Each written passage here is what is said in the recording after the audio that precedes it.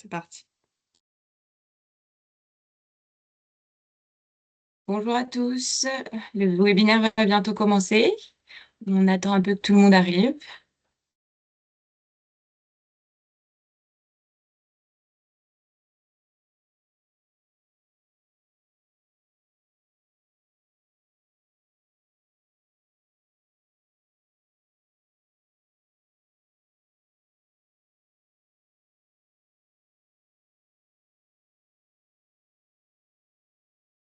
Est-ce qu'il y a encore des gens qui arrivent, j'ai l'impression.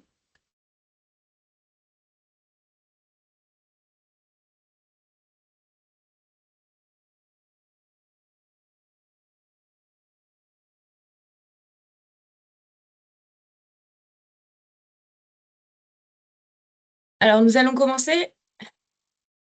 Donc, bonjour à toutes et tous. Bienvenue donc dans ce webinaire de l'agronomie à l'économie, quel vignoble bio pour demain en Occitanie. Nous vous remercions tous de vous être inscrits. Donc, j'animerai ce webinaire en tant que chargée de mission viticulture biologique chez Sudvin Bio et je tiens à remercier l'ensemble des intervenants pour leur présentation.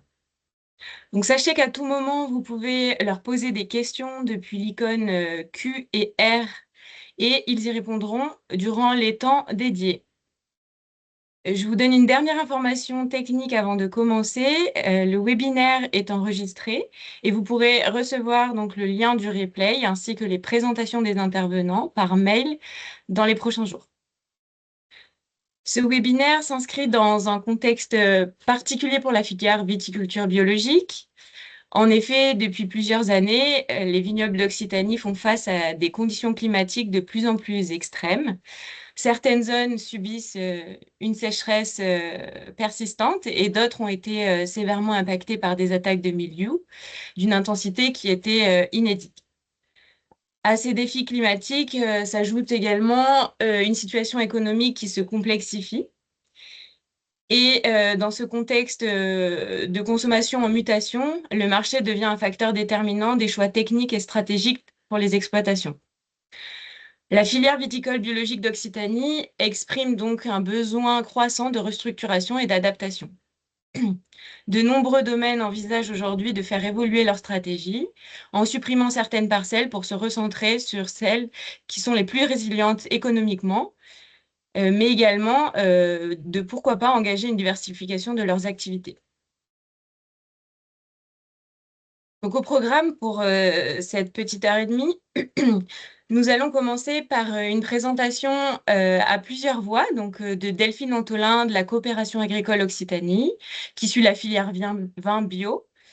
Nous aurons également Emma Caro, chargée de mission bio à la Chambre d'agriculture de l'Hérault et animatrice du comité technique viticulture biologique Occitanie, ainsi que Numa Carafa, animateur technique en viticulture biologique au CIVAM des Pyrénées-Orientales.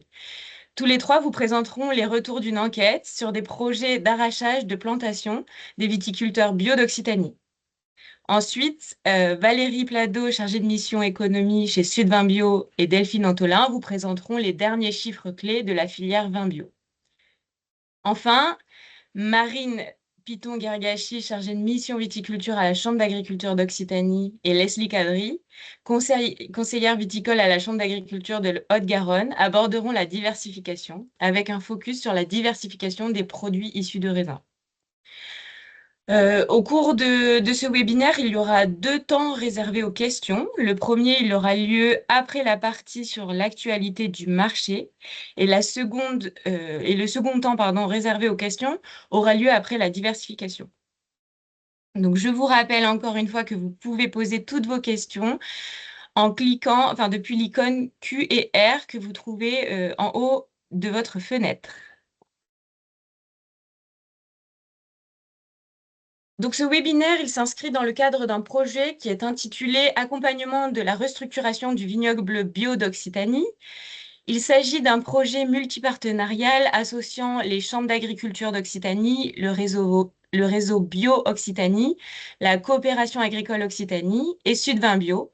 Et c'est un projet qui est financé par la région Occitanie. Ce projet, il a vu le jour en 2024 à l'initiative du comité technique viticulture biologique qui rassemble l'ensemble des acteurs de la filière.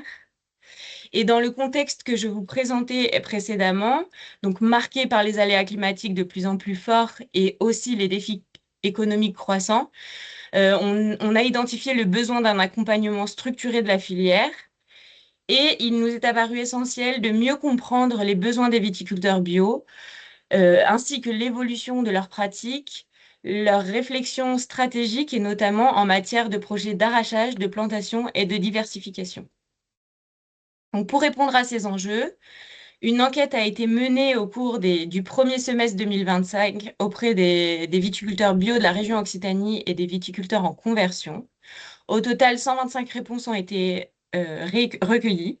Et en parallèle de cette enquête, des ateliers territoriaux ont été organisés et ont réuni une vingtaine de viticulteurs.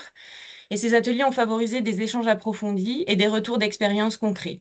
Aujourd'hui, on vous propose une restitution croisée des résultats de cette enquête et des enseignements issus des ateliers. Donc, je vais maintenant laisser la parole à Delphine. Merci Margot, bonjour à tous. Donc, je suis Delphine Antolin de la coopération agricole, comme l'a bien présenté Margot à l'instant.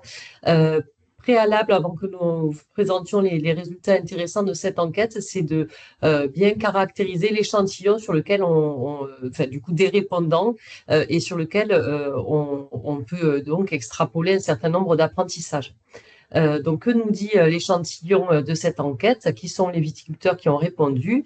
En termes de répartition territoriale, on constate que ils sont sans surprise majoritairement issus des départements les plus viticoles, Hérault, Gard, Aude, Gers, Lot, Pyrénées-Orientales. Voilà, on a ces départements qui sont bien représentés. On voit quand même peut-être une surreprésentation du département de l'Hérault par rapport à ce qu'on connaît de la production bio dans notre région.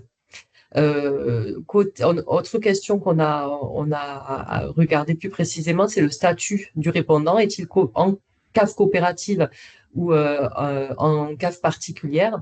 Donc à 70% cave particulière, 30% coopérative. Cela est tout à fait cohérent avec ce qu'on connaît de la filière bio en Occitanie, puisqu'on a à peu près les mêmes proportions si on prend l'ensemble de la production. Euh, Autres éléments qui permettent de mieux comprendre notre échantillon, nous avons regardé le cadre d'installation des viticulteurs qui ont répondu à l'enquête. Donc, pour la moitié d'entre eux, on est dans des installations cadres familiales. Voilà, c'est un premier apprentissage. Si on regarde la durée de certification bio, donc pour 68% d'entre eux, cela fait moins de 15 ans qu'ils sont engagés en certification bio, et pour 28% d'entre eux, entre 15 et 30 ans. Après, c'est pas significatif. Et enfin, dernière information, l'âge moyen du vignoble des viticulteurs qui ont répondu à l'enquête est pour 49% d'entre eux entre 15 et 30 ans. Voilà, je vous laisse regarder ensuite les détails. On a aussi posé la question de la biodynamie par rapport à notre échantillon. 12,8% des répondants sont en biodynamie. Autre élément, donc nous avons regardé les surfaces représentées par notre échantillon. Donc au total, cela représente 3474 hectares. Donc cela correspond à 6% du vignoble bio régional. Ça reste significatif. Et en moyenne, les exploitations ont une taille de 28 hectares. Ce qui est quand même assez important, je pense, par rapport à la moyenne régionale. Et vous avez le détail ensuite par département. Je pense qu'on peut passer pour avoir plus de temps ensuite pour la suite. Autre élément caractéristique, la part en AOP IGP ou cépage rouge et blanc. Donc sur le premier graphique à gauche, voilà, vous voyez tout en haut le total général où on voit que en bleu c'est la totalité de l'échantillon, en rouge c'est la partie en IGP et en jaune la partie en AOP. Donc on voit au niveau régional, 49% des surfaces sont en AOP ou en zone AOP et 46% en IGP ou en zone IGP. Voilà, donc on a un partage assez équilibré entre les deux types d'appellations. Et vous avez le détail ensuite par département. À droite, on a le même exercice qui est proposé, mais avec les cépages rouges ou blancs. Et voilà, pour vous donner la synthèse régionale, on a 70% des surfaces de notre échantillon qui sont en cépage rouge. Dernier élément, nous avons posé la question de la récurrence des cépages présents dans les exploitations enquêtées. Et donc, nous avons comptabilisé les récurrences pour les principaux cépages. Et donc, nous retrouvons les principaux cépages régionaux. En tête, Syrah, puis dans l'ordre Grenache, Chardonnay, Merlot, Carignan, Malbec. Voilà, les autres sont moins significatifs. Voilà. Donc, bon, c'est pas un apprentissage, là. C'était pour vous donner quand même des éléments qui permettent de caractériser l'échantillon et de mieux comprendre ensuite le reste des résultats. Nous avons donc un échantillon qui est représentatif de la filière Vitibio en Occitanie et qui, de plus, représente 6% de sa surface. Donc, je laisse la parole à mes collègues maintenant. Merci beaucoup Delphine. Du coup, Emma Caro de la Chambre d'agriculture de l'Hérault. Je suis chargée de mission bio et je vais enchaîner avec les premiers résultats de l'enquête régionale qui concernait les arrachages. Donc, au niveau des arrachages, la première question qui a été posée et sur laquelle on s'est intéressé, c'est est-ce que les viticulteurs bio ont arraché durant la période 2024-2025? Donc là, vous avez les graphiques qui apparaissent à votre écran. Donc la réponse, c'est oui pour 52% des répondants et non du coup pour les 48 autres pourcents de répondants. Et on a voulu directement regarder si on avait des profils clés qui se distinguaient. Donc on a regardé par rapport aux cases particulières et aux coopérateurs.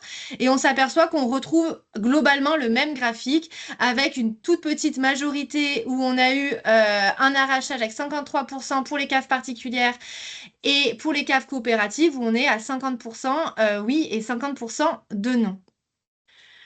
Ensuite, on s'est posé la question de est-ce que ces arrachages dont il était question juste avant ont-ils conduit à la diminution des surfaces de l'exploitation? Donc, quand on regarde l'ensemble des répondants, on s'aperçoit que dans 62% de ceux qui ont arraché, on a eu une diminution des surfaces en vigne liée à ces arrachages. Alors que pour 37%, on n'a pas de diminution de la surface viticole de l'exploitation, puisque en parallèle des arrachages de l'année, il y a également eu des replantations. Et ensuite, vous avez un jaune, une toute petite part, donc 2%, qui correspondent aux viticulteurs qui ont arraché des surfaces viticoles, qui n'ont pas replanté forcément, mais par contre qui ont acquis de nouvelles parcelles. Et donc, on a aussi un maintien de la surface viticole. Et quand on regarde de nouveau cave particulière ou cave coopérative, on a la même tendance. Ensuite, on passe effectivement au schéma d'après. On s'est intéressé aux raisons de ces arrachages. Donc, on a pris notre groupe de viticulteurs qui avaient arraché et on leur a demandé quelles sont les raisons qui ont conduit à l'arrachage. Et là, c'est assez rigolo. On voit vraiment qu'on a 4 piliers qui sont présents et que sur ces 4 piliers, on a 3 piliers qui sont vraiment représentés à l'identique. On a les caractéristiques agronomiques, la situation économique et l'impact du changement climatique. Et un peu plus loin arrive l'aspect organisationnel. Donc évidemment qu'on est conscient, et vous le comprendrez assez facilement, que tout est plus ou moins lié, hein, parce que les caractéristiques agronomiques, souvent ce qui se cache derrière, c'est l'âge de la vigne, les rendements. Donc forcément, il y a un lien derrière avec la situation économique. Et pareil pour l'impact du changement climatique. Derrière, on peut imaginer qu'il y a un impact sur le rendement et du coup un impact sur la situation économique. Mais ça permettait de faire ressortir vraiment les mots-clés qui arrivaient à l'esprit des viticulteurs et on retrouve ces 3 grands groupes plus l'aspect organisationnel. On a du coup ensuite voulu creuser un petit peu cette question-là et donc on a posé une question qui était quels sont les critères qui vous mènent à choisir la parcelle que vous allez arracher? Et donc là, on a proposé aux participants de hiérarchiser différents critères. Et là, vous verrez sur ce graphique, si vous prenez un peu de recul, vous vous apercevez que sur les choix numéro 1, 2, 3, qui sont qu'est-ce que les choix pris, un premier, hein, qu'on positionne en première position, on voit l'importance du bleu, du jaune et du rouge. Et en fait, on a donc en bleu le potentiel de rendement insuffisant. un jaune, l'âge de la vigne, et un 3, la présence de maladies de dépérissement du vignoble. Donc on s'aperçoit bien que c'est ces 3 critères-là qui sont dans les premiers critères de choix. Et on voit qu'autour des critères de choix 7, 8, on voit moins ces couleurs-là. Et on a d'autres critères qui sont plutôt du coup de l'autre, enfin à la fin des positionnements au niveau des choix. Et on a notamment le non-accès à l'irrigation ou la distance parcelle-hangar, qui ne sont pas vus de manière isolée les critères premiers. Donc, c'est plutôt, au lieu de dire, enfin, ce qu'on en tire un peu de ce graphique, c'est qu'au lieu de se dire, ben, la parcelle n'est pas irriguée, c'est celle-là que je vais arracher, on passe plutôt par les critères, quel est le rendement, quel est l'âge de la vigne et y a-t-il des maladies de dépérissement du vignoble. C'est bon, Margot, si tu veux passer à la slide d'après. Du coup, on est resté toujours sur ces focus sur ces arrachages et on s'est intéressé aux dispositifs d'aide. Donc, c'était l'autre volet un peu du questionnaire sur les arrachages. Et donc, on s'aperçoit dans ceux qui ont répondu qu'ils avaient arraché sur la période 2024-2025, on a 41% des viticulteurs qui ont fait appel aux dispositifs d'aide de restructuration du vignoble. 43% qui ont utilisé le dispositif d'aide d'arrachage définitif, de mesure de réduction définitive du potentiel viticole. Et on a 16% qui ont arraché sans demande d'aide publique. Donc on a regardé un peu ces 16% qui nous ont un peu interrogés et on était exclusivement sur des caves particulières, majoritairement en AOP, avec un âge du vignoble plutôt élevé. Tu peux passer, Margot. Donc, on a voulu aller plus loin sur cette question des dispositifs d'aide. Et donc là, on a regardé vraiment au niveau des surfaces. Ce que je vous ai présenté avant, c'était le nombre d'exploitants. Là, on se focalise sur les surfaces. Donc, si je reprends tous mes répondants tous mes répondants, j'ai une surface de 3475 hectares. Et donc, sur cette surface-là, quel pourcentage a été arraché par quel dispositif? On s'aperçoit qu'on a 4% de cette surface-là qui a été arrachée en passant par le dispositif de restructuration du vignoble, 5% par le dispositif d'arrachage définitif, et finalement en surface, j'ai que 0,8% qui ont été arrachés en passant par aucun des dispositifs précédents. Donc, petit focus, pour recouper un peu avec les chiffres qu'on a par ailleurs qui ne sont pas spécifiques bio, l'arrachage définitif global en Occitanie, c'est 8% de la surface arrachée. Et nous, dans notre enquête, on arrive à 5%. Ensuite, en parallèle de cette question-là, on leur a posé la question, est-ce qu'en l'absence d'aide financière, les surfaces arrachées auraient-elles été similaires? Donc, on nous répond que non, dans 56% des cas, et on a quand même 44% des répondants qui répondent oui. Donc, c'est à la fois des chiffres à prendre avec énormément de vigilance, parce qu'évidemment, il est beaucoup plus facile de répondre oui au questionnaire que d'arracher réellement sans aide financière qui vont avec. Par contre, ça nous a permis de mettre encore une fois en évidence le fait, en fait, qu'il y a des parcelles qui ne sont pas rentables et qui vont demander plus d'argent qu'elles n'en rapportent et du coup qui peuvent expliquer le choix vraiment d'aller vers l'arrachage coûte que coûte. On a voulu ensuite ouvrir sur les années à venir, donc on a posé la question. Donc là, on reprend tout notre groupe de répondants, ceux qui ont arraché en 2024-2025 et ceux qui n'avaient pas arraché, et on leur demande, avez-vous prévu des arrachages dans les 3 années à venir? Et on nous répond à 60% que oui et à 40% que non. Et quand on s'intéresse aux surfaces que les exploitants projettent d'arracher, on a des surfaces minimales de 0,30, donc sur des petites surfaces. On a d'autres exploitations qui projettent d'arracher des grosses surfaces. Il y a quelqu'un qui nous a cité 40 hectares. Mais finalement, quand on fait la moyenne, on est sur 4,45 hectares par exploitation. Et si je prends la médiane, c'est-à-dire en éliminant les extrêmes, je suis plutôt à 3 hectares par exploitation. Donc, en résumé, ce qu'on a pu tirer des messages, les messages qu'on a pu tirer de cette enquête et aussi des ateliers qui ont été faits en parallèle, c'est que la surface des exploitations tend à diminuer, qu'au niveau de l'arrachage, vraiment, le critère principal, c'est le potentiel de rendement. Et le potentiel de rendement, ça passe aussi par l'âge de la vigne et ou la présence de maladies de dépérissement du vignoble.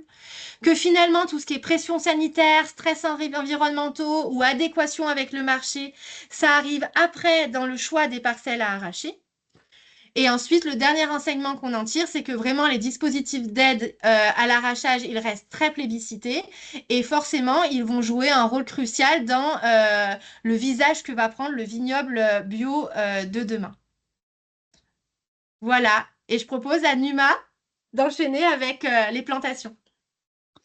Oui, bonjour à tous. Numa Carafa, du coup, je suis animateur technique viticole dans les Pyrénées-Orientales au sein du CIVAM Bio. Et je vais vous présenter une partie un peu plus réjouissante et agronomique aussi, puisqu'on va parler de la dynamique de replantation sur les vignobles bio d'Occitanie, toujours avec la même enquête, où cette fois-ci, on a quand même 69% des répondants qui s'intéressent à cette thématique de replantation, ce qui nous fait un échantillon global de 86 répondants. Donc on va travailler là-dessus et en décortiquant un petit peu, on s'aperçoit qu'il y a quand même 14% des vignerons interrogés qui ont prévu de planter dans les 5 prochaines années, sans avoir arraché précédemment. Si on décortique un petit peu plus le spectre et les surfaces plantées, on a une proportion principale entre 1 et 5 hectares qui nous amène en moyenne à 2,8 hectares répartis sur 2 parcelles et demie. C'est la petite flèche suivante, Margot, et voilà, c'est assez on va dire partagé au niveau du spectre, mais en tout cas une moyenne assez cohérente, au moins avec des surfaces qui correspondent aux assolements classiques. Au niveau du repos du sol par rapport à une replantation, il y a quand même un intérêt, enfin les viticulteurs se positionnent avec l'envie d'une plantation assez rapidement, puisqu'un repos du sol de moins de 3 ans est souvent envisagé. Et on va ensuite s'intéresser un peu aux différents critères agronomiques qui ont été positionnés comme préférentiels par les différents répondants. Tout d'abord, on peut s'intéresser aux critères de choix qui qui guident, on va dire, le répondant dans sa dynamique de plantation. Et on voit que l'adaptation au marché reste un critère majoritaire. La petite distinction qu'on peut faire entre les graphiques bleus partiellement ou jaunes exclusivement, c'est est-ce que la réponse arrivait au milieu d'un autre flux de réponse ou est-ce qu'elle était présentée comme étant le seul critère de choix par le répondant. Et donc on a quand même dans près d'un tiers des cas l'adaptation au marché comme une réponse exclusive, et ce quel que soit le type de vin et le signe officiel de qualité proposé, que ce soit en IGP, en AOP, etc. L'adaptation au changement climatique est aussi un critère prépondérant, avec également des occurrences récurrentes telles que le vieillissement du vignoble. Ça recoupe un peu ce qu'avait présenté Emma sur l'arrachage. Si on poursuit donc sur le matériel végétal, en s'intéressant tout d'abord aux porte-greffes choisis, on peut voir que sur le graphique, le 110 Richter est très majoritairement proposé par les viticulteurs, et c'est aussi peut-être le reflet un peu d'un biais d'un matériel végétal plus ou moins disponible par les pépiniéristes. Néanmoins, la tendance veut que sur la plantation, on s'intéresse principalement aux aspects de tolérance à la sécheresse et à conférer une vigueur assez forte à notre greffon. Notamment, justement, le greffon, donc, quel est-il? Sur les différentes réponses apportées, on a majoritairement des cépages blancs qui reviennent, avec 40% de réponses qui concernent exclusivement des cépages blancs. Donc c'est quand même un changement phare par rapport au secteur d'études. Et ce qui est aussi intéressant de noter, c'est la présence de VIFA, les variétés d'intérêt à fin d'adaptation, qui représentent jusqu'à 20% des réponses, avec notamment les variétés résistantes, donc là aussi principalement blanc, tels que le Sauvigné gris ou le Floréal, qui ressortent plusieurs fois. On s'est également intéressé à la disposition géographique des parcelles plantées à l'avenir. Et il y avait déjà tout un travail autour de l'altitude. Bon, c'est pas forcément évident pour le répondant et le viticulteur de délocaliser complètement géographiquement son parcellaire. La frange la plus représentée, c'est moins de 100 mètres d'altitude, donc ça correspond quand même à notre secteur d'études, avec une parcelle à plus de 400 mètres. Au niveau de la répartition coteaux-plaines, on a là majoritairement la présence de coteaux qui est mentionnée, ce qui est assez, je pense, comment dire, différenciant par rapport aux géographies étudiées. Et l'orientation préférentielle des rangs de vignes identifiés, c'est sud, à plus de 50%. Enfin, non pas enfin, on s'est également intéressé à la conduite du vignoble avec 3 aspects. Tout d'abord, l'irrigation. Plus de la moitié des répondants considèrent que ce n'est pas nécessité dans leur plantation future. Il y a également la possibilité d'intervenir à ce niveau-là pour 11% des 86 répondants. Au niveau de l'architecture de la vigne, le palissage reste majoritaire, mais il y a quand même la mention du gobelet pour 1/5 de notre échantillon. Et une réflexion aussi autour de la plantation en pergola.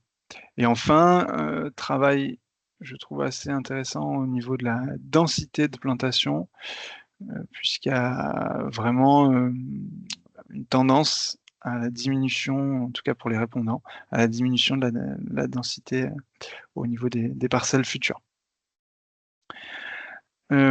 Enfin, une question plus ouverte a été posée au niveau des aménagements innovants que les viticulteurs étaient prêts à développer sur leur plantation future. Et là, on a eu des réponses autour de l'agroforesterie pour 14 parcelles. L'hydrologie régénérative revenait également. Et enfin, le greffage en place était une solution mentionnée par notre échantillon. Donc si on veut retenir 2 messages principaux de cette partie d'étude, c'est tout d'abord, comme l'a mentionné Emma, le potentiel de production vitibio tend à diminuer, et en faisant un petit calcul de l'ensemble de nos résultats, on arrive à une diminution de 0,8 hectares par exploitation sur les prochaines années. Et donc dans la dynamique, on va dire, de plantation proposée par nos répondants, c'est les cépages blancs qui arrivent largement en tête, avec une attention particulière, notamment au niveau du porte-greffe, vis-à-vis de la tolérance à la sécheresse. Mais ce qui était assez contradictoire, c'est que tous les points ne se recoupent pas à ce niveau-là, notamment au niveau de l'orientation des parcelles, mais également de l'irrigation, qui peut être aussi un biais lié à l'opportunité de l'accès à l'eau, plus qu'à une volonté du répondant. Voilà, j'en ai fini avec cette partie agronomique. Très bien, bah, merci à tous pour vos interventions. Donc, nous avons bien identifié le lien direct entre le choix réalisé dans les parcelles et leur rentabilité économique. Et ces décisions, elles ne peuvent pas être prises sans tenir compte du contexte global et du marché dans lesquels évoluent les exploitations. Donc, je vais maintenant laisser la parole à Valérie et Delphine qui vont vous présenter donc les actualités du marché des vins bio. Bonjour à tous, merci Margot. Donc, on va faire un point un peu sur les derniers chiffres concernant donc la filière vin bio et son marché. Donc, tout d'abord, pour commencer un petit peu, euh, quelques données de rappel sur le potentiel de production et les surfaces vignes en Occitanie. Donc, on a en 2024, on relève donc 3347 viticulteurs. Ce que l'on note, c'est que on est un petit peu pour la première année là depuis quelques temps en baisse au niveau des nombres de viticulteurs, donc moins 1% par rapport à 2023. On a plus de 55 000 hectares qui sont cultivés en bio, donc 48 000, presque 49 000 qui sont certifiés bio. Donc, ce que vous voyez, c'est que effectivement, on a atteint cette année un palier, enfin depuis l'année dernière, un palier au niveau des surfaces engagées en viticulture bio en Occitanie. Donc, c'est la tendance aussi nationale. Et si les surfaces certifiées bio continuent à progresser, donc, c'est au niveau des conversions, effectivement, qu'il y a un ralentissement. Donc, on a 21% du vignoble occitan qui est en agriculture biologique. Et donc, l'Occitanie représente 34% du vignoble bio national. Donc, voilà au niveau des surfaces. Donc, l'observatoire que l'on mène au niveau de Sylvain Bio et aussi en collaboration avec la coopération agricole sur les volumes coopératifs nous permet d'estimer un potentiel de production de vin bio à l'échelle de l'Occitanie. Donc, à partir des retours d'enquête que l'on a, on estime en 2025 avoir un petit peu plus de 1,5 million d'hectos de vin bio produits. Donc, effectivement, on note une baisse par rapport à l'année dernière et l'année d'avant, sachant que on cumule d'une part un contexte de petite récolte globale sur la région et également aussi un impact probablement, parce qu'on ne peut pas le mesurer de manière très exhaustive, mais un impact aussi des arrachages du vignoble qui fait que voilà, ça pénalise aussi un peu le niveau de production. Donc, on estime à peu près à moins 10% de volume par rapport à 2024 au niveau de la production de vin bio. Donc, c'est vrai que c'est en recul. Voilà, on se stabilisait un peu l'année dernière, on est en recul cette année. Ce qui est intéressant aussi, enfin intéressant en tout cas, on relève aussi un peu les évolutions sur les rendements.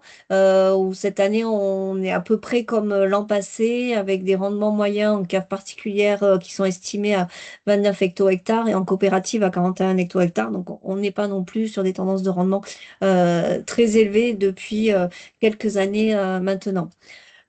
Toujours sur l'évolution de ce potentiel de production sur la filière viticole bio régionale.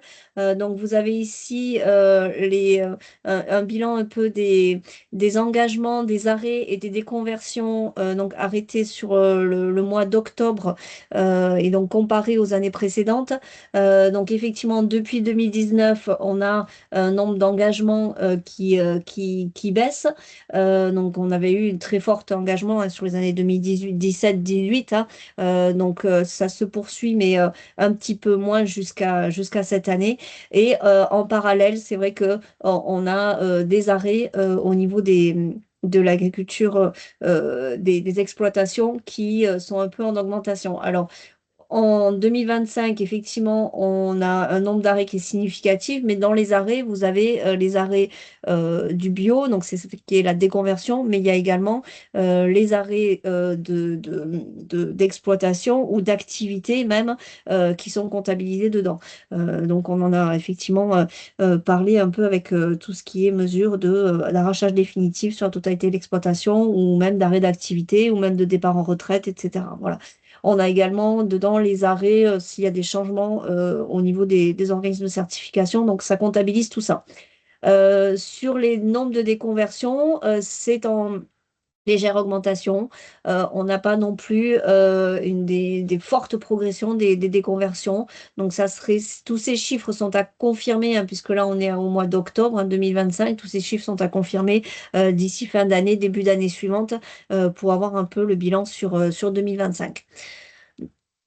Enfin, donc je parlais un peu des rendements pour avoir un peu un recul sur l'évolution des rendements à partir donc des données des adhérents Sud 20 Bio, donc que ce soit en cave coopérative, en cave particulière ou en cave coopérative. Donc, on voit sur 4-5 ans, globalement, effectivement, cette tendance à des baisses de rendement en moyenne. Hein, sur la région 2024, on estime qu'on est à 31 hecto-hectares. Sur 2025, un peu moins. On voit notamment dans l'Aude, dans le Gard, ces rendements sur les caves particulières qui sont plutôt en baisse. Et également dans les Pyrénées-Orientales. Dans l'Hérault, ça se stabilise, mais ça fluctue pas mal d'une année à l'autre. Sur les caves coopératives, donc on a sur les 25 caves qui sont adhérentes à Sud 20 Bio, on a essayé d'estimer aussi des moyennes, alors sachant que bon, dans le Gard, on a une coopérative majoritaire hein, qui pèse aussi pas mal sur les volumes, mais on voit que on est aussi sur des rendements qui sont presque au niveau des caves particulières, que ce soit dans l'Aude, dans l'Hérault, un petit peu plus élevés sur le Gard, et en moyenne, on est à peine à 42-45 hecto-hectares sur les caves coopératives. Voilà. Donc, je laisse la parole pour un focus sur justement les caves coopératives à Delphine. Merci Valérie. Oui, donc je vais être assez rapide aussi.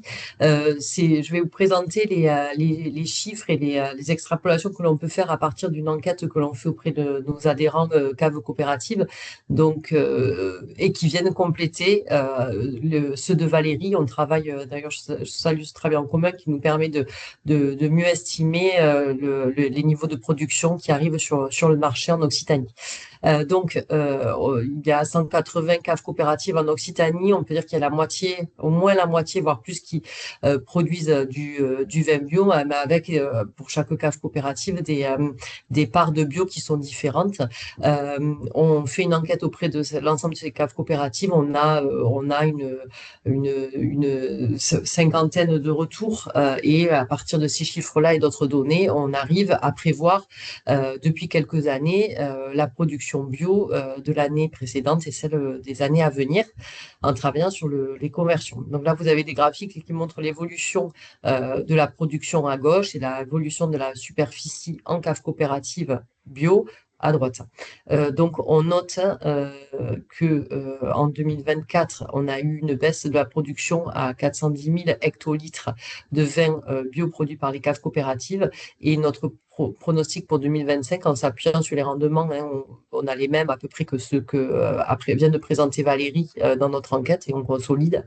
On attend entre 370 et 420 000 hectolitres sur le marché en 2025 de vin bio des caves coopératives. Un petit commentaire sur la partie surface.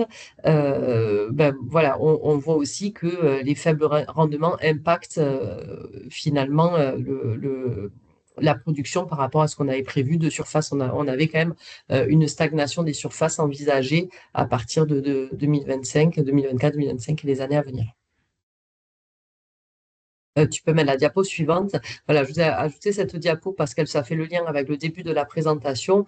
On a étudié aussi dans notre enquête les freins qu'il pouvait y avoir ou alors les signaux qui pouvaient indiquer un frein sur la production bio.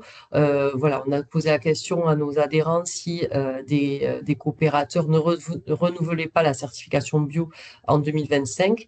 On a un retour de 5,6% des coopérateurs bio qui renouvelleraient pas leur conversion bio en 2025. Pareil, par rapport à l'engagement dans l'arrachage définitif, on aurait 7% d'arrachage définitif en bio. Encore une fois, c'est sur les caves coopératives. Ça correspond à peu près aux chiffres qu'on a tout confondu en région. Donc voilà, on n'a pas un effet bio impacté par rapport à cet arrachage définitif, en tout cas en coopérative. Et après, on a posé aussi la question sur la réflexion de diversification. Donc, il y a 14% qui ont répondu oui, ça reste encore pas tout à fait significatif, mais je pense que ça va évoluer aussi avec le temps et l'installation de la crise. Et pour terminer, bon voilà. Alors voilà, pardon, excusez-moi. Donc pour terminer, on résume, enfin voilà, on retient que la récolte des caves coopératives en bio est de 410 000 en 2024 et elle baisse en 2025. On a 10 000 hectares en cave coop et plus de 1 000 coopérateurs. La production de vin bio, en fait, a doublé. Elle a vraiment croissé de manière exponentielle entre 2021 et 2023, mais depuis 2024, elle diminue. Pour l'instant, c'est dû à des petites récoltes. On a eu des petits rendements en conventionnel et en bio. Ça, il faut le préciser quand même aussi. C'est pas que le bio qui a quand même eu des baisses de rendement ces 2 dernières années. Mais à partir de 2025, en plus de la baisse de rendement qui finalement lissait l'augmentation des surfaces, eh bien, on constate qu'on a aussi une baisse des surfaces en bio, engagées en bio. Voilà, et après rapidement quand même pour introduire la suite de la présentation de Valérie, on peut noter quand même que la production de vin des caves coop est essentiellement en vrac. Elle est très IGP, 80% de nos caves coop, enfin du vin produit par les caves coop est en IGP. Une part du vin sans IG qui augmente aussi, et des difficultés de commercialisation de la récolte depuis 2023, avec une augmentation des stocks et une partie des vins bio qui sont vendus en conventionnel. Donc, on a vraiment des signaux forts là qu'on partage avec Sud Vin Bio sur ces difficultés de commercialisation que rencontre la filière en Occitanie, notamment sur le vrac, qui, avec le négoce, reste le principal débouché donc, de la production des caves coopératives. Voilà, mais j'en dis pas plus parce que Valérie va bien vous présenter ça tout à l'heure. Merci Delphine pour ce focus au niveau des estimations récolte et production et débouchés. Du coup, je fais la transition aussi pour faire un petit focus sur les données qu'on a, les indicateurs marchés qu'on a sur les volumes vrac. Sachant qu'aujourd'hui, on n'a pas énormément d'indicateurs marchés, donc le vrac, c'est celui qui est le plus suivi. Il faut savoir que ça représente à peine 12%, 10-12% des volumes qui sont mis en marché en bio. Donc, c'est vrai que c'est pas la majorité, mais c'est là-dessus qu'on a un suivi assez régulier grâce aux données qui sont faites spécifiquement sur le bio par les différentes interprofessions. Donc, vous avez ici un suivi des volumes contractualisés en vrac sur les principales appellations d'Occitanie. Alors, elles n'y sont pas toutes parce qu'on n'a pas forcément toutes les données qui sont isolées, qui sont recensées, mais ça donne quand même un peu une idée, en tout cas, de l'évolution sur ces volumes-là. Donc, on voit effectivement sur la période de forte demande en 2017-2018 jusqu'en 2020 et que de stagnation un petit peu, enfin de régression qui s'en est suivie. Par contre, ce qui est intéressant de voir, c'est que quand même, bon, malgré l'impression qu'on a effectivement sur le vignoble, en tout cas, les volumes enregistrés contractualisés au niveau des contrats vrac sur ces appellations progressent l'année dernière en 2024 et sur la dernière campagne en 2024-2025. Voilà. Donc, on a eu plus 9% de contractualisation contractualisé en volume l'année dernière par rapport à l'année d'avant. Donc, la principale appellation, c'est IGPO, qui fait plus de la moitié des volumes qui sont contractualisés. Et on voit une nette augmentation en de la proportion des vins sans IG aussi depuis 2 ans. Et les dernières appellations sont celles du Languedoc avec l'ensemble des AOP, sachant qu'on ne les a pas toutes recensées ici sur ce graphique. Alors justement, un petit focus sur les ventes vrac IGPOC, sur lesquelles effectivement on a le plus d'informations. Donc on voit la progression depuis plus de 10 ans en fait des volumes contractualisés, sachant que bon, les données sont un petit peu plus précises ces dernières années. Donc si on regarde un peu à partir de 2022, hein, qui était le pic un peu des volumes contractualisés, donc on a cette baisse, donc notamment sur les volumes rouges. Le rosé, un petit peu moins, ça se maintient. Et en fait, ce qui progresse finalement ces 2 dernières années, c'est les volumes en blanc.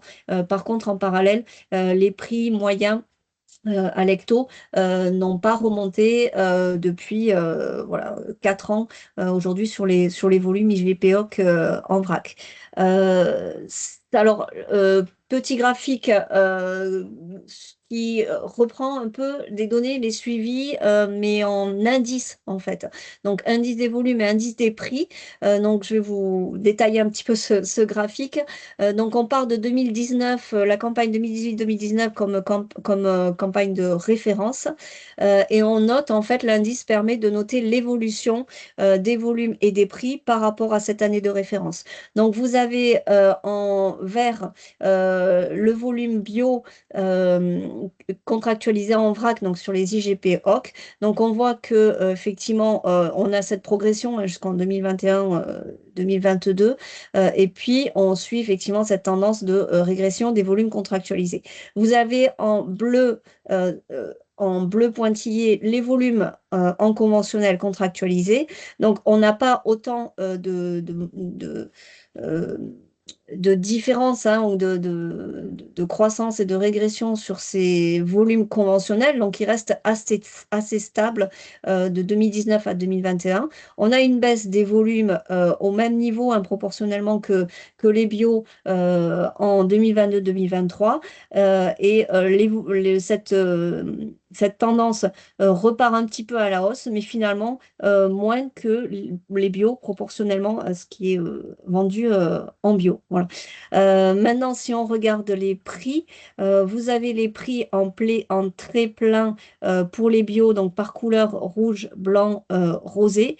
Donc au niveau des bio, l'évolution par rapport à 2019 fluctue à la hausse et à la baisse entre 2019 et 2022. Et c'est vrai que depuis 2022, donc on voit cette tendance effectivement à la baisse des prix par rapport à la référence de 2019. Aujourd'hui, on se situe fin de campagne 2025 à moins 20, moins 25% des prix qui étaient pratiqués en 2019. On regarde maintenant les prix en conventionnel, donc ils sont en pointillés, où ces prix, effectivement, par contre, se sont maintenus et ont même progressé pour les blancs. Donc, on a des prix en conventionnel qui sont comparables au prix de 2019 sur le vrac et on a effectivement plus 10% sur les blancs par rapport à 2019. Donc, voilà, ça donne un peu cette tendance. Donc, sur les volumes en bio, on a vraiment cette progression plus importante qu'en conventionnel. Par contre, sur les prix, effectivement, on a ce décalage sur les bio alors que le conventionnel se maintient. Donc voilà, c'est ce suivi. Donc, si on le regarde en valeur absolue, donc si on regarde les prix IGP OC rouge, le différentiel entre bio et conventionnel en 2019-2020 était selon les couleurs, 80 et 103 euros de différence entre les hectos vendus en vrac, en conventionnel et en bio.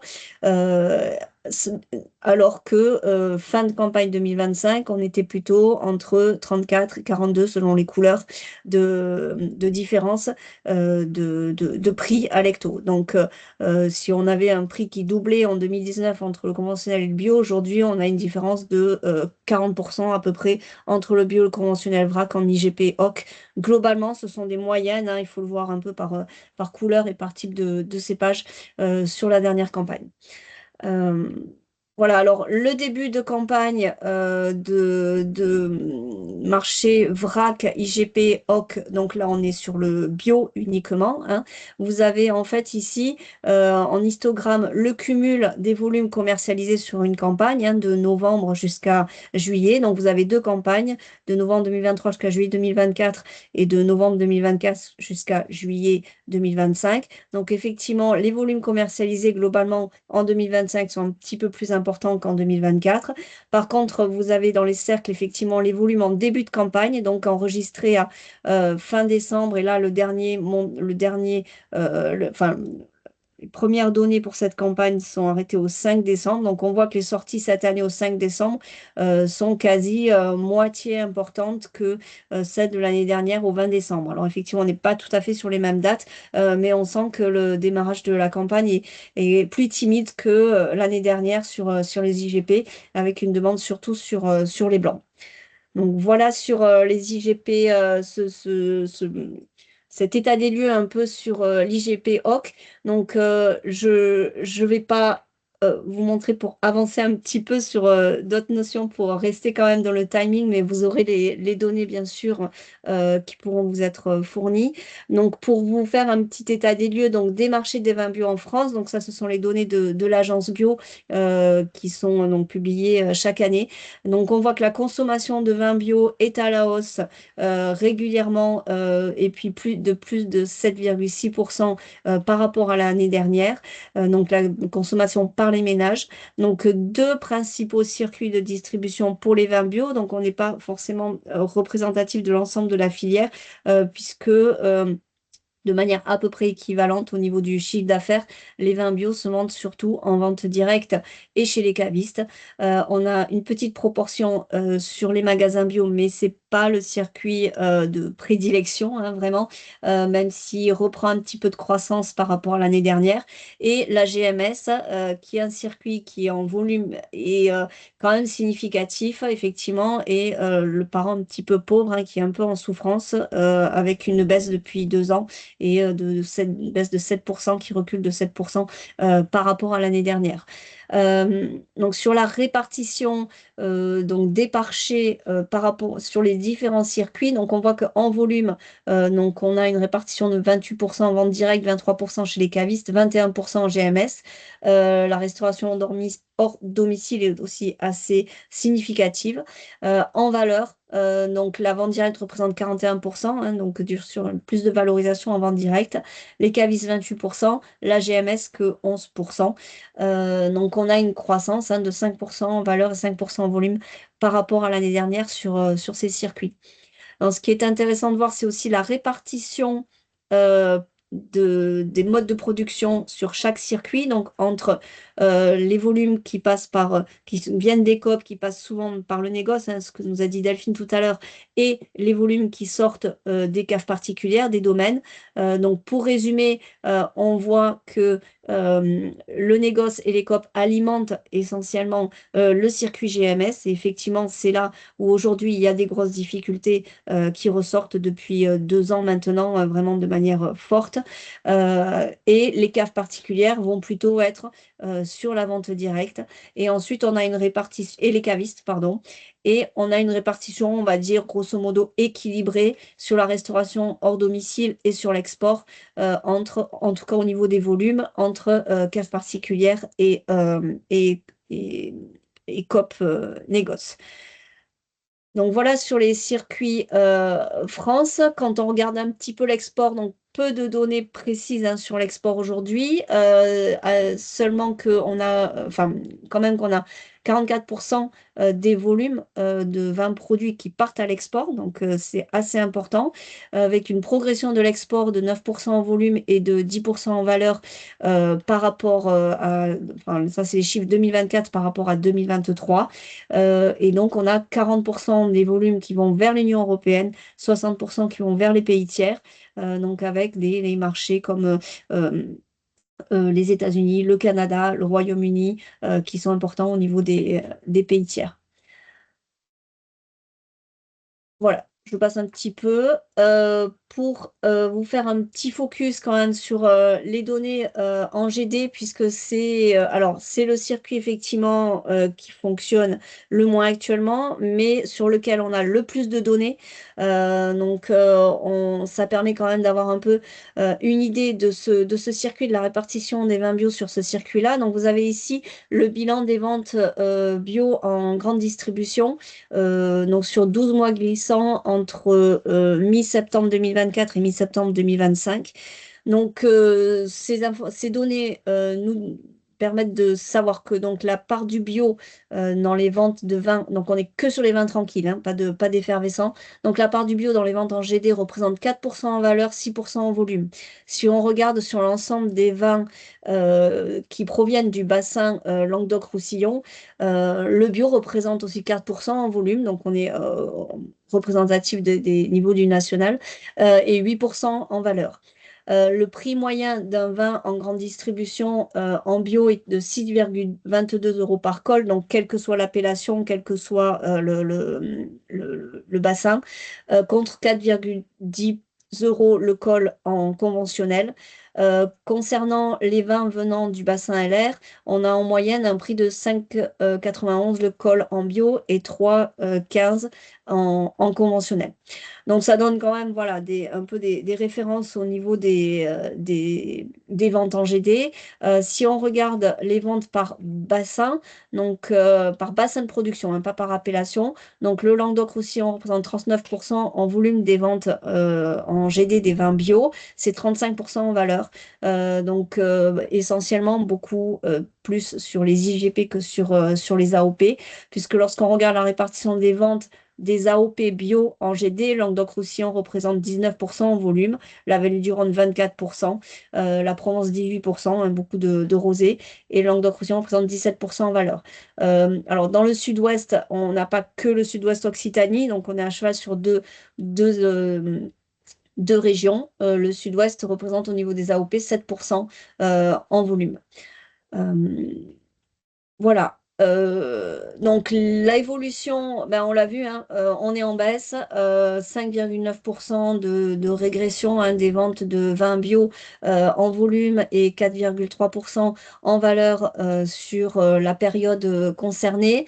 Donc effectivement, l'ensemble globalement, hein, enfin il y a beaucoup de régions qui régressent. Le Languedoc-Roussillon, donc moins 10% pour les vins bio et moins 2,9% pour les conventionnels.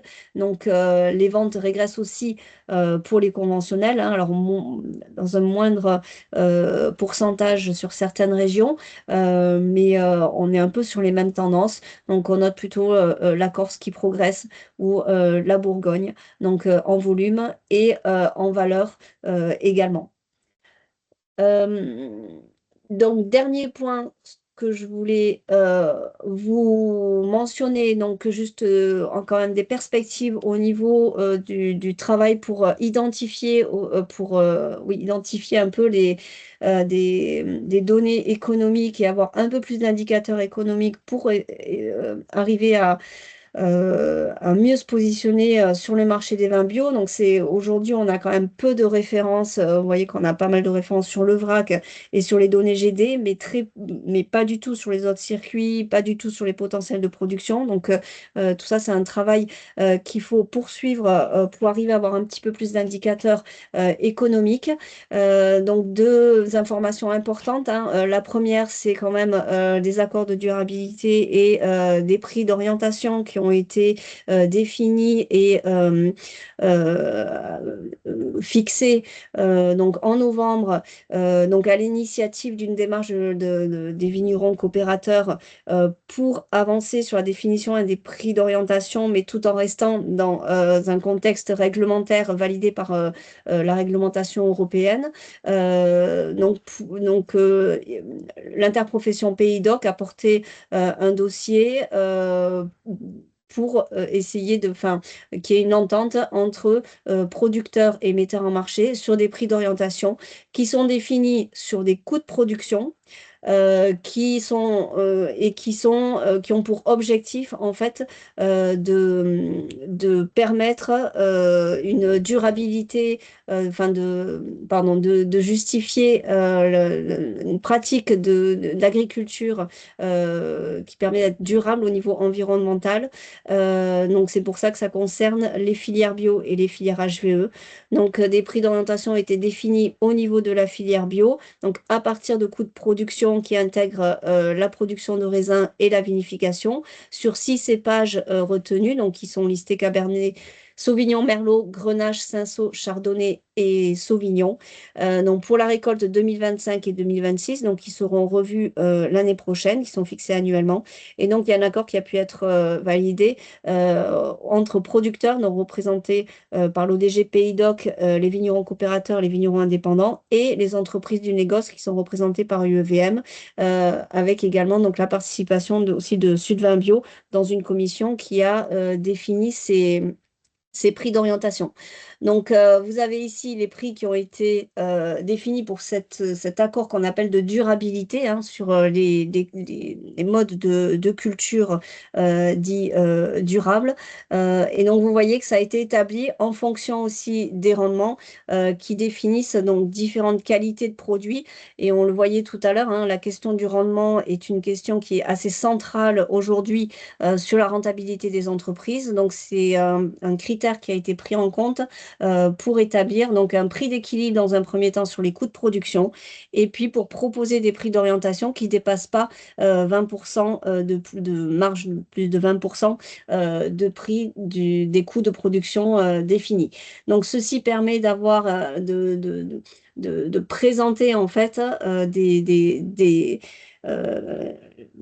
de revaloriser la rentabilité des exploitations et d'avoir une image de la réalité en fait de ce que peut être une exploitation durable. Donc ça, en aucun cas, ce n'est pas un prix marché, mais c'est une définition un peu de progression pour arriver à atteindre des prix d'équilibre afin de pérenniser les exploitations. Voilà. Donc, voilà, hop. Je vais m'arrêter là par rapport au timing. Donc, je crois qu'on a une petite phase de questions, Margot, sur toute cette première partie. Je te laisse la main dessus. Merci beaucoup pour ta présentation, Valérie. Alors, actuellement, il n'y a pas de questions, mais peut-être que certains vont être inspirés et vont nous les envoyer. N'hésitez pas. Valérie et puis même les premières parties, là, les intervenants de première partie sont là pour ça. Bon, je vois rien qui arrive, donc sauf erreur de ma part, il n'y a pas de questions. Merci d'avoir tenu le timing. Nous allons passer donc à l'autre partie, puisqu'au-delà de l'adaptation des parcelles et des choix techniques, la diversification peut apparaître comme une clé pour renforcer la résilience et la rentabilité des exploitations. Donc Marine va nous présenter les résultats de l'enquête que nous avons donc menée auprès des viticulteurs bio de la région sur leur projet de diversification. Et puis Leslie terminera par un focus sur les produits issus de raisins dans le frontonnet. Voilà, Marine, si tu veux prendre la main et partager ton écran, c'est à toi. Normalement, vous voyez déjà le partage.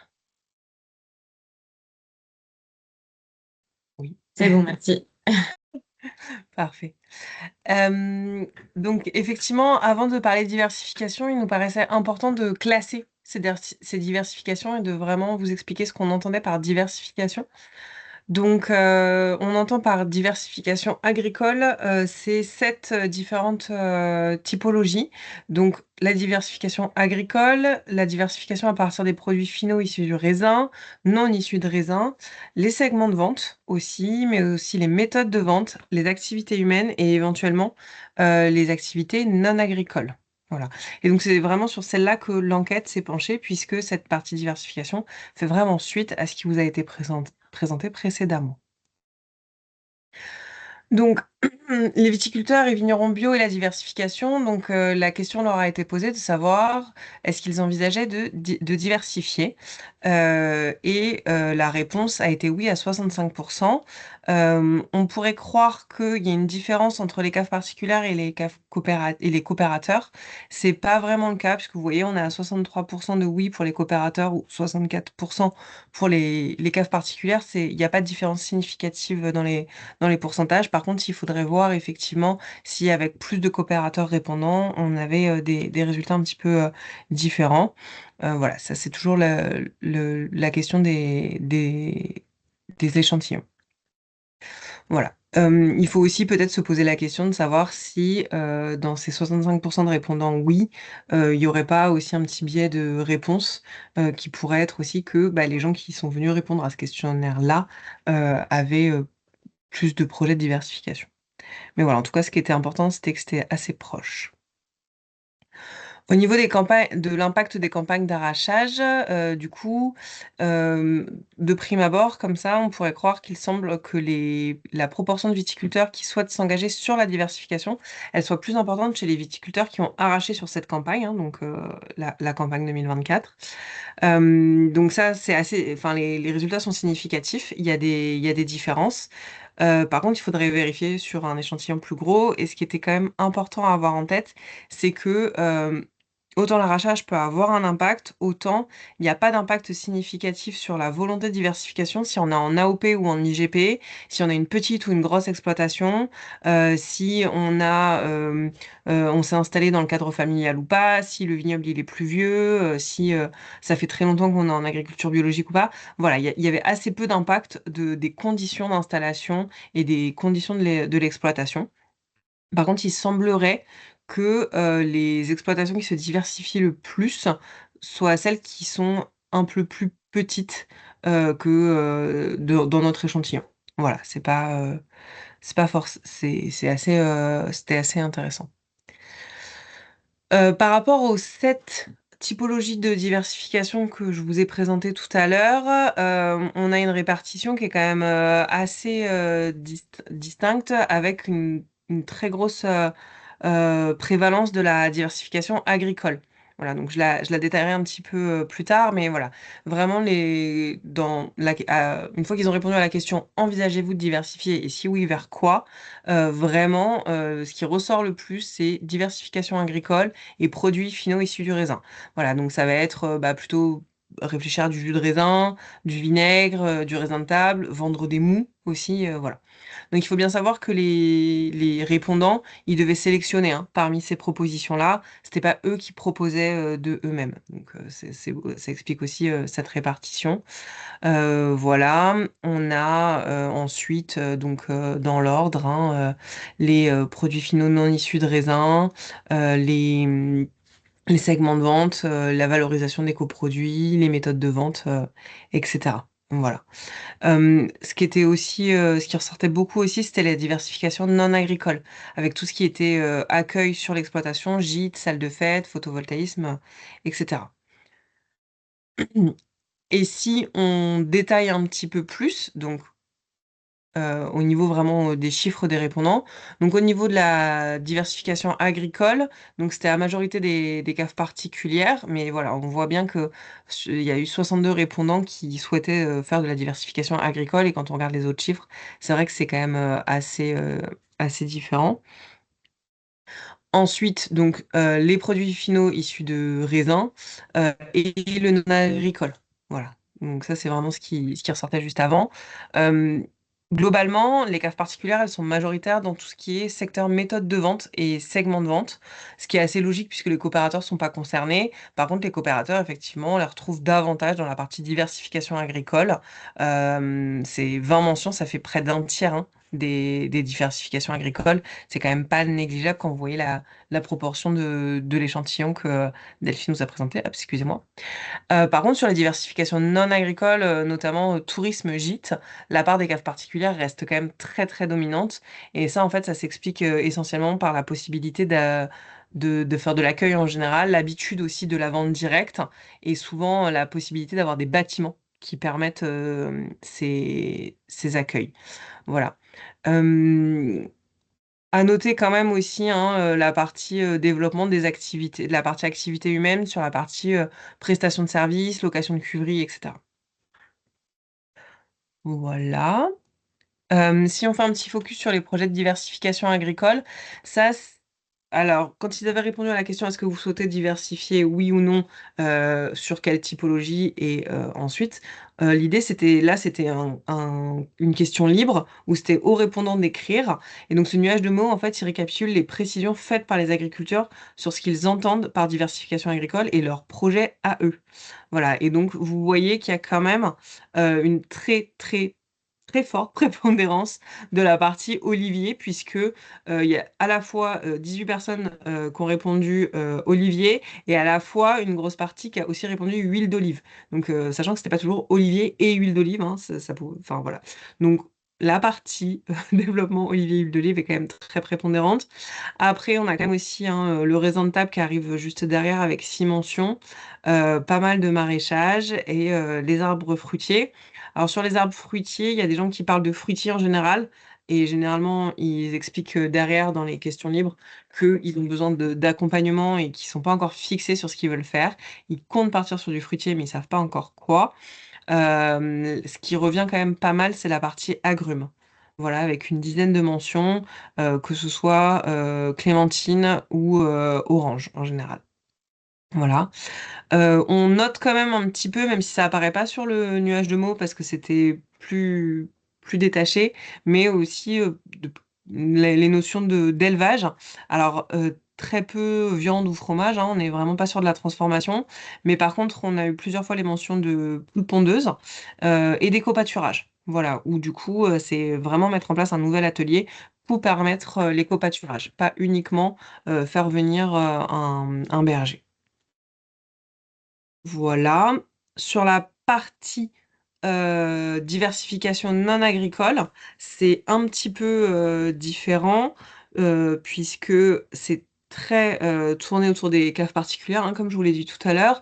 Et donc les exemples qui ressortent le plus dans ces projets, donc c'est vraiment la partie location de salles avec beaucoup de projets soit en cours, soit à venir sur tout ce qui est accueil de mariage, de séminaires, de groupes, etc. Donc là, vraiment, on dissocie la partie production de la partie accueil. Il y a aussi la partie location de gîtes pour ceux qui le peuvent. Et souvent, ces locations de gîtes, elles sont quand même couplées avec des événements au domaine et ou éventuellement de la restauration. Voilà. Excusez-moi. Donc là, l'idée, c'est quand même vraiment de faire venir le plus possible les gens sur le domaine pour qu'ils achètent et qu'ils consomment sur le domaine. Voilà. Et ce qui est quand même intéressant, c'est que la partie événementielle au domaine est relativement séparée de la partie location de salle. C'est vraiment pas les mêmes agriculteurs. Voilà, et donc les caractéristiques principales de ces projets, ben, c'est des caves à forte proportion d'AOP dans notre étude. C'est généralement adossé à des bâtiments déjà existants et facilement transformables. Et l'idée, c'est voilà ce que je vous ai dit, hein, de vraiment favoriser l'accueil du public sur site avec la vente au domaine. Et donc là, on a vraiment des typologies de caves particulières qui se sont montées plutôt dans un cadre familial, qui sont en bio depuis au moins 15 ans, dans plus de la moitié des cas, avec des surfaces moyennes autour de 30 hectares et donc, comme je vous l'ai dit, une forte proportion d'AOP. Et ce qui était aussi significatif là sur ces projets de diversification d'accueil du public, c'était aussi des vignes âgées, voilà, de plus de 15 ans. Donc c'était quand même intéressant à voir. Et donc, si on résume ça, c'est on a une volonté de diversification qui est forte dans cette étude, qui est probablement surévaluée, hein. Il faut pas l'ignorer, puisque c'est pas forcément ce qui est ressorti dans les ateliers qu'on pouvait avoir en direct avec les agriculteurs. Par contre, la diversification agricole reste majoritaire, euh, probablement parce que les viticulteurs sont plus inquiets pour la pérennité de la culture ou ont plus de difficultés à imaginer tout ce qui est coproduit à base de raisin. Et voilà, on a vraiment une agriculture qui est en plein essor. Voilà, et Leslie, je te laisse enchaîner. Oui, pardon, bonjour, je mettais mon micro. Alors moi, je vais vous présenter une étude qu'on a fait en partenariat avec le syndicat des vins des vignerons de Fronton. Et cette étude est portée sur en fait la diversification et les produits dérivés, mais plus sur une diversification à vocation, qu'est-ce qu'on fait à partir du raisin en fait, autre que le vin. Là, la volonté, c'était de dire, on fait une étude pour essayer de voir, qu'est-ce qu'on peut, faire, comment on peut faire autrement pour, conserver les surfaces agricoles, en fait. Après, la petite précision aussi, c'est que là, on est dans le cadre d'une étude, spécifique bio et nous, c'était pas une étude spécifique bio. Voilà, c'était une étude qui représentait, tous les viticulteurs. Du coup, tu peux passer à la diapo suivante. Donc la question qu'on a posée, c'était de savoir, enfin qu'on a attendu de cette étude qui a été menée alors ce que je vous ai pas expliqué, pardon, c'est que cette étude, elle a été menée par les élèves, de l'école d'ingé de Purpan et donc les attentes qu'on avait, j'ai trouvé ça intéressant de vous les présenter parce que ça permet de voir un peu, voilà le fondement de l'étude parce qu'après vous verrez derrière que l'échantillon étant assez faible, les résultats ont un intérêt relatif. Du coup, les attendus, c'était, d'avoir un état des lieux existant sur, voilà, qui met en place de la diversification et dans quel but et qu'est-ce qu'il en ressort. Et après de pouvoir étudier, la rentabilité de ces initiatives-là. D'avoir de pouvoir effectuer une veille plus large, c'est-à-dire de voir, qu'est-ce qui existe ailleurs et il y a eu des choses intéressantes par rapport à la bibliographie qui a été menée et de proposer, des pistes adaptées en fait, voilà, aux contraintes locales. Alors nos questions, elles étaient ambitieuses et ils ont voilà, le groupe d'études, parce que c'était quand même sur, quelques mois, n'a pas pu répondre à tout notre questionnement, mais du coup, les résultats attendus, voilà, c'était, surtout, enfin là, du coup, on les a présentés. Enfin, tu peux passer à la slide suivante ou je l'ai déjà? Voilà. Ce qu'on leur a demandé en fait de réaliser. Donc déjà concrètement, en fait, c'est d'avoir, un état des lieux bibliographique de ce qui pouvait exister en termes de diversification et de valorisation autre que le vin sur un produit de raisin. De pouvoir voir un peu quelle entreprise était, intéressée par ce genre de choses. Et voilà, de faire un entretien, avec ces personnes-là et ce qui nous paraissait aussi important, mais on s'est rendu compte que c'était absolument pas possible parce que l'étude était trop courte et qui pourrait demander en fait, une étude parallèle, mais qui est assez, si on veut mener les choses correctement, qui prendrait quand même pas mal de temps. C'est de réaliser, une approche économique, en fait, des initiatives déjà existantes, sur, voilà, qu'est-ce que ça rapporte d'avoir un volet de diversification en plus. Ça nous paraissait intéressant de pouvoir, donner ces éléments-là aux viticulteurs ou aux futurs viticulteurs qui auraient voulu, suivre ce chemin. D'après, bon, donc, identifier des partenaires potentiels et d'élaborer une synthèse, qui pouvait être présentée aux viticulteurs, ce qui a été le cas, voilà, lors d'une AG du syndicat. Tu peux passer à la diapo suivante, Marine. Du coup, les résultats, enfin moi ce que je vous présente là qui me paraît intéressant, c'est, cette, fiche diapo qu'ils ont fait pour présenter en fait les différentes possibilités de diversification. Donc là on voit, les diverses formes de diversification qu'on peut avoir sur la partie agroalimentaire, ce qu'ils ont développé en fait par la suite, puisque c'est surtout sur cette partie-là qui a été présenté le questionnaire, etc. Et après, on voit qu'on peut avoir une diversification sur la partie plus cosmétique, pharmaceutique, textile, carburant et construction et agriculture, ce que nous a présenté Marine tout à l'heure, voilà, sur le volet qui a pu être fait sur voilà, ce qui est ressorti des oliviers. Voilà. Donc, c'est vrai que là, nous, quand ils ont fait le questionnaire, ils ont bien précisé que du coup, les coproduits et les produits de raisin, voilà, c'était la partie jus de raisin, raisin, etc. Donc, je te laisse passer à la slide suivante.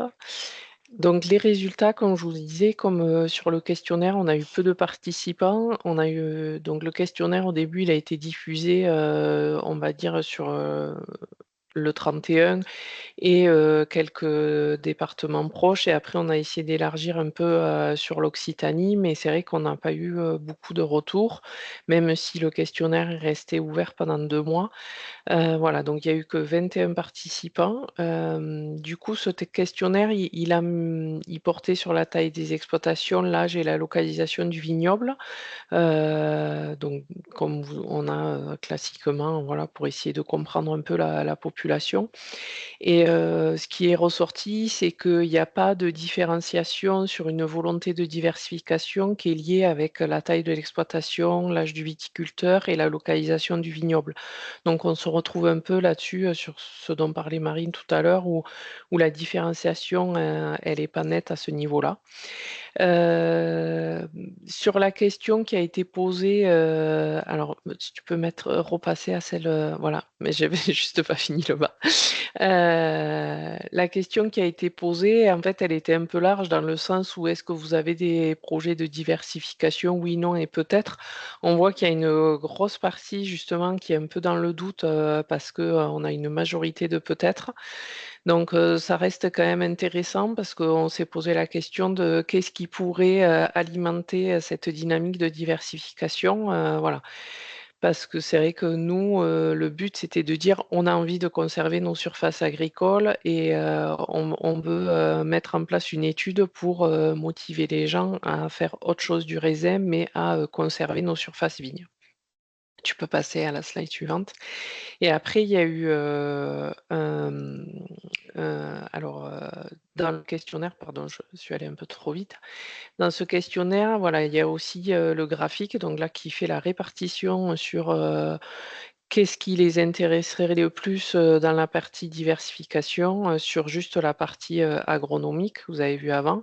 Et donc, c'est le jus de raisin qui est mis en avant en premier, suivi du raisin de table.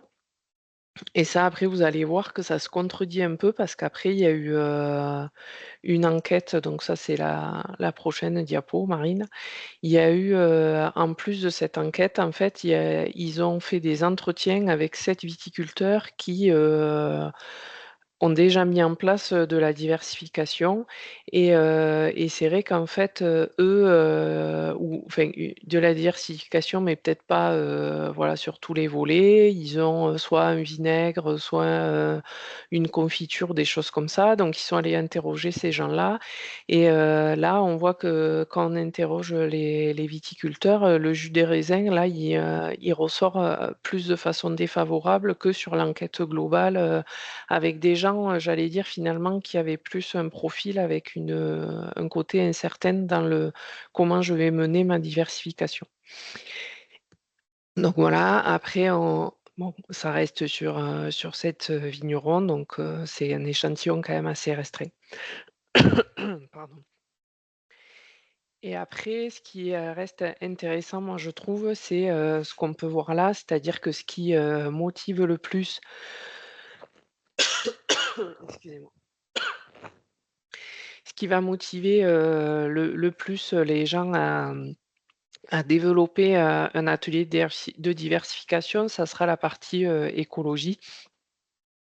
Et ce qui les restreint le plus, en fait, par rapport à leur ressenti, c'est la partie économique, c'est-à-dire le coût que peut représenter la mise en place de cet atelier et aussi le temps que va demander cet atelier en fait, supplémentaire par rapport à ça. Voilà. Donc, j'ai fini ma présentation. Si vous avez d'autres questions là-dessus, on pourra y répondre après. Merci. Ben, merci à toutes les deux. Donc, on voit bien que la diversification reste majoritairement agricole. Certaines pistes émergent, hein, comme l'oléiculture. La profession se mobilise d'ailleurs sur l'étude de la diversification oléicole, avec notamment le plan Agriculture Méditerranée qui est déployé par le ministère de l'Agriculture depuis 2024. Et au niveau de la diversification des produits issus de raisins, on a un groupe de travail régional spécifique bio qui est en place pour 2026, qui aura aussi pour but d'identifier tous les produits possibles et qui définira les questions clés à se poser avant de se lancer dans un projet de diversification à propos de ces produits-là. Nous allons maintenant prendre quelques questions si vous en avez. Il n'y en a toujours pas dans la boîte de questions, Je, mais je me, n'hésitez pas. En tout cas, on est encore là. Il nous reste 5 minutes. Donc voilà, Marine et Leslie ouais, sont là. je me permets de reprendre la parole Ah, juste Numa. pour indiquer que j'ai regardé auprès de mes collègues qui sont en format participant et je crois qu'il n'y a pas la possibilité de poser des questions pour Ah les mince. participants au webinaire, que ce soit par voie écrite ou orale. Donc Même dans ça aide le... pas, même dans l'onglet QR, ouais, qui est Alors, ok, bon, verrouillé mais... en tout cas sur les écrans euh, que j'ai à proximité.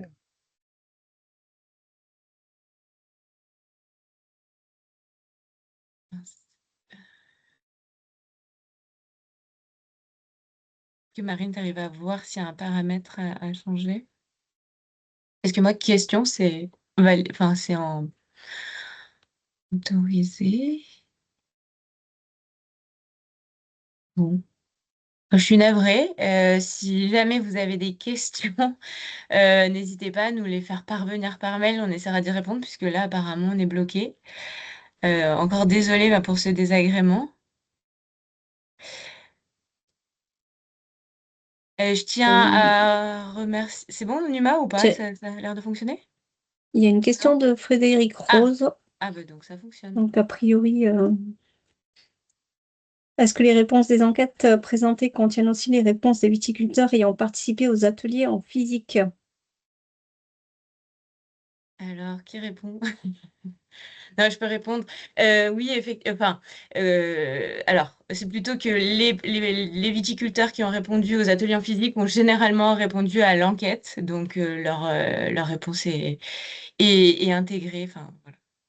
Et après, voilà, c'est vrai qu'on n'a pas forcément différencié dans les réponses à l'enquête et ce qui se passait, enfin des réponses à l'enquête et aux ateliers, mais dans ce que vous a présenté, vraiment ce qui avait pu être dit et ce qui a été ressenti au niveau des ateliers a bien été intégré là dans cette restitution.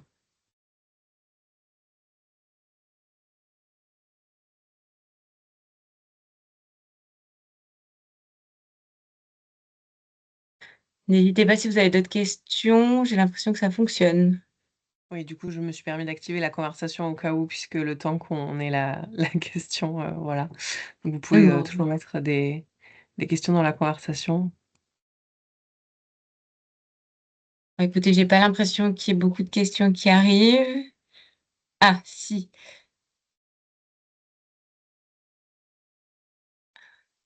Oui, vous avez- Donc, Valérie, je ne sais pas si tu as des éléments. Avez-vous sur des les éléments, oui, concernant les volumes produits en bio, produits en mais vendus bio. en conventionnel? Oui, alors donc c'est vrai qu'on a les données, ce que disait Delphine, hein, plutôt sur les coopératives où il y a une bonne identification et donc un déclassement de 30% l'année dernière, hein, des volumes Oui, c'est ça. commercialisés. Voilà, sur l'ensemble de la production, on n'a pas ces éléments-là directement pour savoir ce qui a été déclassé complètement. C'est vrai que ça, c'est des données qu'on ne suit pas en tout cas sur la région, quoi, qu'on ne peut pas pister. Après, voilà, nous, ça fait 2 ans qu'on a 30%, l'enquête nous donne 30% de volume bio vendu en conventionnel. Et après, on a d'autres moyens d'estimer quand même un petit peu la mévente en bio, parce que si on regarde ce que tu nous as montré tout à l'heure, sur le vrac, les volumes contractualisés en vrac et l'estimation de la production, on voit qu'on n'arrive pas au compte. On estime à peu près à la moitié, entre les stocks et le conventionnel, on estime à peu près à la moitié des volumes, en tout cas dans la coopération viticole, qui ne sont pas commercialisés en bio. Et un autre indicateur aussi, c'est qu'on a de plus en plus de double certification de viticulteurs qui sont sur le vrac, donc de coopérateurs aussi, principalement, qui sont obligés d'être HVE et bio pour pouvoir continuer à valoriser les vins bio en conventionnel, puisque sur ces marchés-là, HVE est obligatoire. Et la double certification se développe. Et pour répondre à la seconde question qui vient d'apparaître sur le chat sur le volet économique de la diversification, donc là au niveau du webinaire, on vous a présenté ce qu'on avait à vous présenter. On s'est beaucoup posé la question d'aller plus loin sur justement ce volet économique de la diversification dans ce webinaire. C'était pas possible puisque chaque diversification a ses propres coûts, a ses propres fonctionnements. Donc là, c'est un webinaire dédié à part entière. Par contre, Margot vous a indiqué qu'effectivement, il y avait tout un travail qui commençait au niveau du groupe de travail là, sur des fiches diversification pour les produits issus du raisin qui sera mené en 2026. Et l'objectif, c'est de pouvoir aller jusqu'au volet économique, justement. Voilà. Après, vous avez, en fonction des diversifications, des différents types de diversification, vous pourrez avoir des informations pendant des formations. Hein. On est tous autour de la table à en proposer. Et sinon, il y a aussi un guide qui a été fait de réflexion. 2 guides qui ont été faits, qui vont être publiés. Un sur à quoi penser quand on se lance sur de la diversification en arbo en vitibio. Et vous avez aussi un guide un peu plus généraliste qui couvre un peu plus de choses sur le site de la Chambre d'agriculture de Gironde. Alors, c'est pas Occitanie, je l'entends, mais il y a des idées. Voilà. Je sais pas Très si bien, merci Marine.